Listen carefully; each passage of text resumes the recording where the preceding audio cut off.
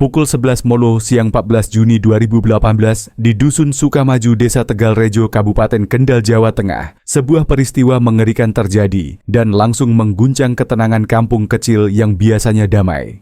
Saat sedang mencari sekawanan bebek yang hilang di belakang kebun durian milik Ibu Siti Maryani, Pak Ahmad Sulaiman, 52 tahun, tiba-tiba mencium bau aneh yang menusuk hidung berasal dari arah barak pekerja kebun. Bau itu seperti campuran antara aroma buah matang yang terlalu lama tergantung di pohon dengan bau kematian yang kental, busuk, amis, menyengat hingga membuat dada terasa sesak dan perut mual. Merasa ada firasat buruk, Pak Ahmad memberanikan diri melangkah menuju rumah kayu tua yang sudah lama tak terpakai di sudut kebun. Pintu depannya terbuka sedikit berderit pelan tertiup angin. Dengan hati-hati ia mendorong pintu itu dan seketika tubuhnya membeku di tempat. Di dalam ruangan sempit itu, 25 jasad tergeletak berserakan menumpuk satu sama lain dalam posisi aneh dan tidak wajar. Ada yang terkulai dengan kepala menempel di lantai semen, ada yang tubuhnya meringkuk seolah sedang bergulat, matanya melotot, bibirnya mengering dengan busa putih, kulit mereka membiru pucat. Lalat-lalat beterbangan di udara, berdengung nyaring seakan memainkan musik kematian di tengah hari bolong. Dalam hitungan detik lutut Pak Ahmad melemas, wajahnya pucat pasi, tubuhnya jatuh terduduk di tanah. Bibirnya bergetar hebat, lalu ia berteriak histeris. "Astagfirullah, semuanya mati. Ada orang gedeng gak tolong? Mereka semua mati?" Teriakan itu memecah keheningan Dusun Sukamaju. Warga berlarian datang, sebagian langsung menghubungi pihak kepolisian desa dan kabupaten. Tak lama kemudian area itu dipasangi garis polisi dijaga ketat. Awalnya banyak yang mengira ini adalah kasus keracunan massal akibat makanan atau gas beracun. Namun dari warna kulit para korban, ekspresi wajah yang membeku dengan rasa sakit luar biasa, dan tatapan mata yang seolah ingin mengatakan sesuatu sebelum meninggal, para penyelidik tahu bahwa ini bukan sekadar kecelakaan biasa. Semua 25 orang meninggal setelah makan siang bersama. Tidak ada darah, tidak ada suara teriakan minta tolong, tidak ada tanda perkelahian. Tetapi rasa putus asa dan ketakutan tergambar jelas di wajah mereka. Dari saat itu penyelidikan besar-besaran dimulai. Setiap jejak di dalam ruang kematian itu mulai diperiksa, membuka jalan menuju rahasia kelam tentang sebuah keluarga yang dulunya dihormati seluruh desa dan sebuah rencana pembunuhan yang membuat siapapun yang mendengarnya merinding. Hanya 30 menit setelah lokasi kejadian dipasangi garis polisi, seorang perempuan berusia sekitar 60 tahun muncul di tengah kerumunan warga yang masih terkejut dan panik. Begitu matanya melihat pemandangan mengerikan di dalam barak, tubuhnya langsung limbung dan jatuh berlutut di tanah. Ia meraung dengan suara parau air mata dan ingus bercampur, tangannya meraih ke arah pintu barak. "Ya Allah, anak-anakku, kenapa kalian semua mati begini? Siapa yang tega melakukan ini? Astaga, astaga." Perempuan itu adalah Ibu Siti Maryani, pemilik kebun durian tempat barak pekerja berdiri. Hampir semua warga mengenalnya, sosok yang selama ini dianggap ramah dermawan dan suka membantu tetangga kurang mampu. Kadang ia bahkan mengundang warga miskin memetik buah durian gratis untuk dibawa pulang. Melihatnya menangis meraung seperti itu, banyak warga ikut meneteskan air mata. Ada yang memegang pundaknya, ada yang memalingkan wajah karena tak sanggup melihat kesedihan seorang ibu yang seolah baru kehilangan 25 anak sekaligus. Ibu Siti lalu dibawa ke kantor polisi desa untuk memberikan keterangan awal. Masih mengenakan baju batik longgar berwarna gelap dan rambut yang acak-acakan, ia bercerita dengan suara bergetar. "Mereka semua orang baik, datang dari jauh untuk membantu di kebun saya. Saya anggap mereka seperti anak dan cucu sendiri. Setiap hari saya selalu cek makanan mereka, takut ada yang kurang bersih. Pagi tadi saya masih lihat mereka bercanda tertawa. Sekarang semua sudah pergi. Ya Allah, saya tidak kuat." Setiap kata yang keluar terdengar seperti berasal dari lubuk hati seorang ibu yang hancur. Namun di sudut ruangan, Komisaris Polisi Rudi Hartanto, Kepala Tim Reskrim Polres Kendal, memperhatikan sesuatu yang tidak wajar. Ibu Siti memang menangis keras, tapi tak ada setetes air mata pun jatuh. Otot wajahnya tidak bergerak sesuai ekspresi sedih yang ditunjukkan, dan meski suaranya, parau matanya tetap tenang. Sesekali tatapan matanya melirik cepat ke arah tim penyidik seolah sedang mengukur reaksi mereka. Rudi tidak langsung mengambil kesimpulan, tetapi pengalaman lebih dari 20 tahun membongkar kasus membuatnya tahu rasa sakit yang nyata jarang terlihat seperti itu. Yang ia lihat lebih mirip sebuah pertunjukan, dan pertunjukan yang terlalu sempurna seringkali justru menutupi sebuah kesalahan besar. Dalam buku catatannya ia menulis singkat, "Subjek terlalu ekspresif, perlu observasi lanjutan." Sementara itu Desa Sukamaju masih diselimuti suasana duka, namun di balik layar rencana penyelidikan senyap mulai dijalankan. Sebab 25 orang tidak mungkin meninggal bersamaan tanpa ada otak pelaku yang mengatur segalanya. Dan kemungkinan besar perempuan yang baru saja menangis meraung di depan semua orang adalah orang yang membuka pintu neraka itu. Dalam 24 jam pertama, tim penyidik memeriksa daftar lengkap para korban. Semua adalah pekerja musiman yang direkrut untuk panen durian, sebagian besar berasal dari daerah luar seperti Pati, Grobogan, dan Demak. Mereka tinggal sementara di barak makan bersama bekerja dari pagi hingga sore. Namun saat pencocokan dilakukan ada kejanggalan. Daftar pekerja mencatat 26 orang, sedangkan di lokasi hanya ditemukan 25 jenazah.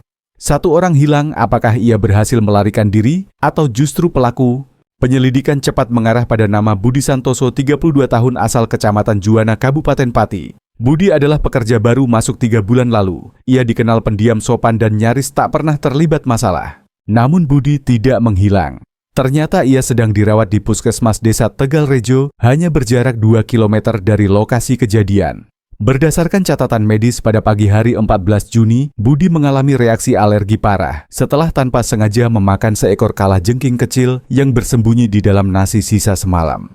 Tubuhnya penuh bentol merah, napasnya berbunyi seperti asma berat, tangan dan kakinya kaku. Rekan-rekannya panik dan membawanya ke puskesmas. Karena kejadian itu ia tidak ikut makan siang di barak makan siang yang ternyata menjadi santapan terakhir bagi 25 orang temannya. Bisa dibilang alergi itu nyaris merenggut nyawanya, tapi justru menjadi satu-satunya alasan ia selamat dari kematian massal.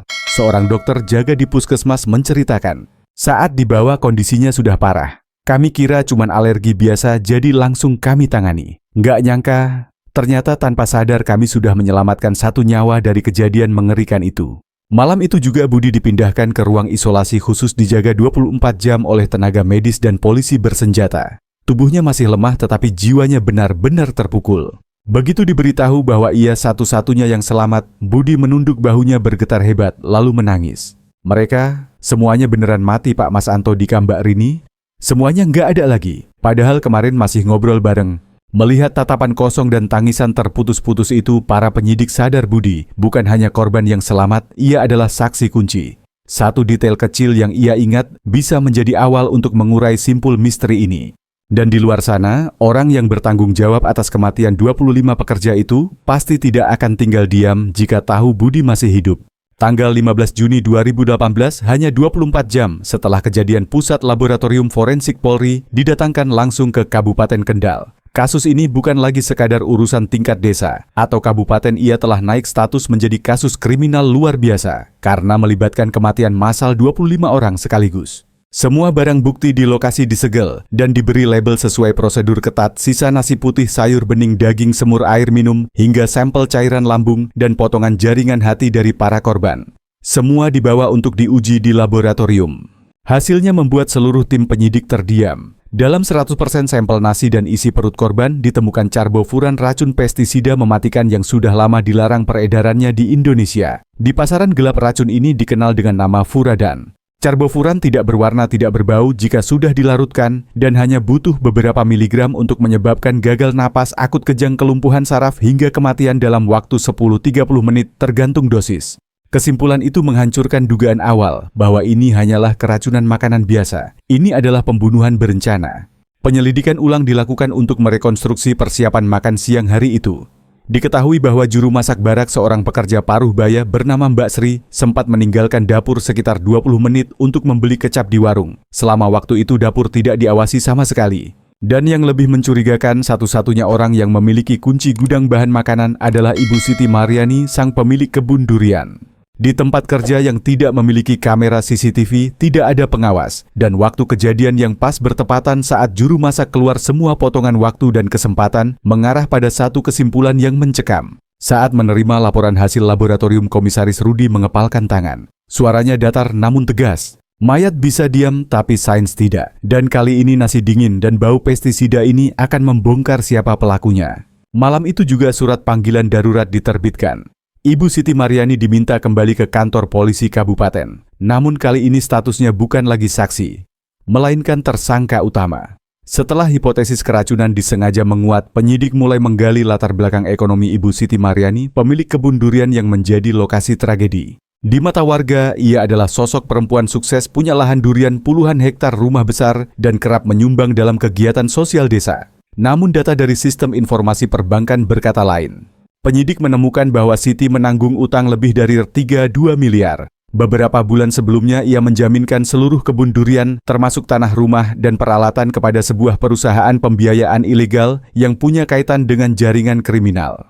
Alasan utang itu memberikan modal untuk anak tunggalnya Andi Wicaksono, 35 tahun yang ingin investasi properti jual cepat di wilayah Bekasi.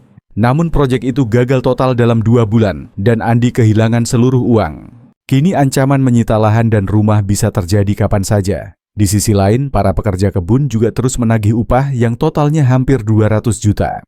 Bagi Siti ini bukan hanya soal uang, ini soal harga diri. Seorang perempuan yang selama ini dianggap dermawan dan terhormat, tiba-tiba bisa dipermalukan di depan seluruh desa. Dalam psikologi kriminal, kondisi seperti ini disebut terdesak di ujung tebing, di mana seseorang merasa kehilangan semua jalan keluar, dan dalam pikirannya tindakan ekstrem justru terlihat sebagai solusi.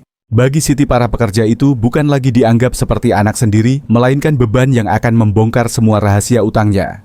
Mungkin dalam satu malam panjang penuh kegelisahan ketika daftar tagihan dan ancaman duduk di hadapannya, ia mulai membayangkan cara paling cepat menghapus masalah. Jika mereka tidak ada, maka tak ada lagi yang menagih. Namun tim penyidik masih punya pertanyaan. Mungkinkah seorang perempuan berusia di atas 60 tahun sanggup merencanakan dan melaksanakan pembunuhan massal dengan racun terlarang tanpa bantuan? Jawaban mulai terlihat ketika nama Andi Wicaksono muncul dalam radar penyidikan. Andi baru muncul di lokasi kejadian pada 15 Juni pagi, sehari setelah tragedi. Ia datang rapi dengan mobil pribadi dan sikapnya sangat tenang, bahkan tidak tampak terlalu berduka. Di wawancara awal, Andi mengaku berada di Jakarta seharian pada 14 Juni lengkap dengan bukti struk pembayaran kafe dan hotel. Semuanya tampak sempurna. Terlalu sempurna. Insting Komisaris Rudi mengatakan ada yang tidak beres. Tim cyber segera menelusuri riwayat GPS ponsel Andi. Dalam 48 jam, hasilnya keluar pukul 7.09.30 pagi. Di hari kejadian, ponselnya terekam berada di dalam area kebun durian milik ibunya hanya ratusan meter dari barak pekerja. Pukul 10.10 baru meninggalkan lokasi dan pukul 13.30 ponselnya aktif kembali di Jakarta. Tak hanya itu, tim forensik digital juga memulihkan pesan Zalo yang sudah dihapus. Bu, lakukan saja sesuai yang aku bilang. Jangan khawatir, beres semua akan tenang. Pesan itu menghancurkan sepenuhnya alibi Andi Wicaksono. Tanggal 17 Juni, Andi Wicaksono dipanggil lagi untuk pemeriksaan kedua. Awalnya ia tetap bersikap percaya diri menyangkal semua tuduhan. Namun ketika penyidik menunjukkan bukti GPS foto dari kamera pintu masuk kebun serta salinan pesan yang sudah dipulihkan, wajahnya langsung pucat. Bibir bergetar, tangan mulai berkeringat, dan nada bicaranya berubah dari tegas menjadi ragu-ragu. Saya nggak bunuh siapa-siapa. Saya cuma suruh ibu supaya para pekerja itu nggak bikin ribut lagi. Kalau bilang saya meracuni itu salah. Kepanikan, tatapan menghindar, dan suara yang goyah semuanya menjadi sinyal bahwa Andi sedang menyembunyikan sesuatu. Keesokan paginya 18 Juni di ruang interogasi khusus Polres Kendal untuk pertama kalinya Siti Mariani dan Andi Wicaksono diperhadapkan langsung. Status mereka kini bukan lagi saksi dan terduga, tapi dua tersangka dalam salah satu kasus pembunuhan massal terbesar di Jawa Tengah. Siti masuk dengan wajah pucat mata sayu karena berhari-hari tidak tidur. Andi duduk dengan kepala tertunduk, kedua tangan saling menggenggam erat, mata merah menatap kosong. Ketika penyidik membacakan semua bukti hasil laboratorium rekaman GPS, pesan digital hingga keterangan saksi, ruangan menjadi senyap. Lalu hal tak terduga terjadi. Siti mulai menangis dan kali ini air mata benar-benar jatuh. Suaranya pecah terputus-putus. Saya yang lakukan semuanya. Bukan salah dia. Saya yang kepikiran, saya yang taruh racun. Mereka cuma pekerja. Saya cuma mau mereka takut dan pergi supaya nggak nagih upah lagi. Andi menatap ibunya terkejut, lalu mengalihkan pandangan. Penyidik tidak menyia-nyiakan momen itu. Dengan nada tenang mereka bertanya, kalau cuma mau menakuti, kenapa sampai mati 25 orang? Siapa yang mengatur dosis racun? Siti terdiam, matanya menatap Andi. Air mata terus mengalir. Andi mengepalkan tangan, tubuhnya bergetar. Lalu dengan suara serak seperti menahan marah dan putus asa, ia berkata, saya yang beli racunnya. Saya bilang ke ibu kalau cuma nakut-nakutin mereka nggak akan kapok. Sekali habis selesai semua, utang lunas, masalah hilang. Ibu cuma ikut saya. Fakta pun terkuak 2 minggu sebelum kejadian setelah debt collector mendatangi rumah dan mengancam Andi memutuskan untuk menghabisi seluruh pekerja. Ia pergi ke perbatasan Indonesia-Malaysia untuk membeli karbofuran dari penyelundup pestisida ilegal. Andi mempelajari cara melarutkan dosis yang mematikan dalam 30 menit tanpa warna, tanpa bau, dan tak terdeteksi mata telanjang. Pada pagi hari kejadian 14 Juni, Andi kembali ke kebun. Saat Mbak Sri keluar membeli kecap Siti, masuk ke dapur dan menuangkan larutan racun ke dalam nasi putih yang sudah matang. Tangannya tidak gemetar. Dalam pikirannya, para pekerja hanyalah orang luar, tanpa identitas resmi. Mati pun tak akan ada yang menuntut. Ketika ditanya apakah menyesal, Andi hanya menunduk sebentar lalu berkata, "Datar, kalau mereka nggak mati, kami yang mati. Mereka cuma rumput liar." Kalimat itu membuat semua yang ada di ruangan merinding.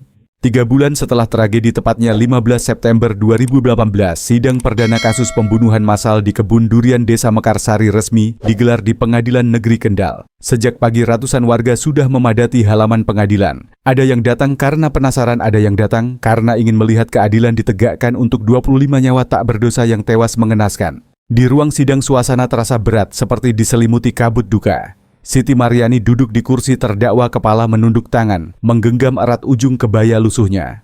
Wajah yang dulu dikenal ramah dan dermawan kini tampak tirus dan kosong. Berbeda dengan Andi Wicaksono yang duduk tegak tanpa ekspresi. Tatapannya dingin, tak sedikit pun bergeming ketika jaksa memutar foto-foto para korban, orang-orang yang pernah makan dan bekerja di kebun ibunya. Tangis pecah di ruang sidang. Seorang ibu pingsan saat melihat foto anaknya di layar proyektor. Seorang balita yang digendong neneknya menangis tanpa mengerti bahwa ayahnya tak akan pulang lagi.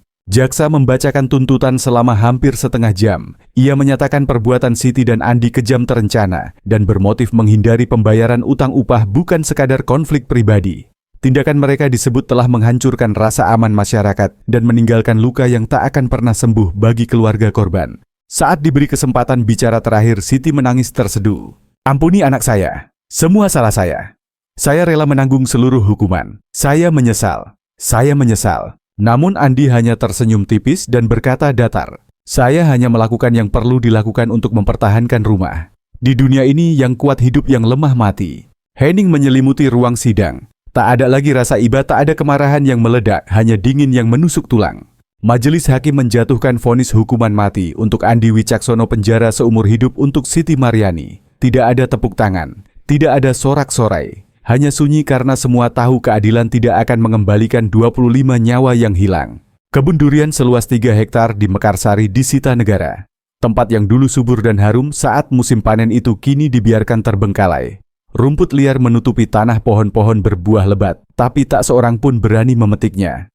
Malam hari warga mengaku sering mendengar suara tangisan samar seperti nyawa-nyawa yang belum tenang. Mereka kini menyebut tempat itu kebun durian berdarah. Waktu berjalan, namun luka di hati keluarga korban tak pernah pudar. Seorang janda muda memeluk anaknya yang belum genap 3 tahun berdiri di tepi sungai kecil, tempat suaminya biasa mencuci tangan sepulang kerja. Dia janji habis musim ini bangun rumah baru. Sekarang, cuma ada baju lama dan topi capingnya. Seorang ibu tua duduk memandangi foto anak lelakinya. Suaranya nyaris tak terdengar. Dia kirim uang tiap bulan. Katanya lebaran mau ajak saya belanja di kota. Sekarang dia ada di tanah. Saya nggak tahu lagi hidup untuk apa.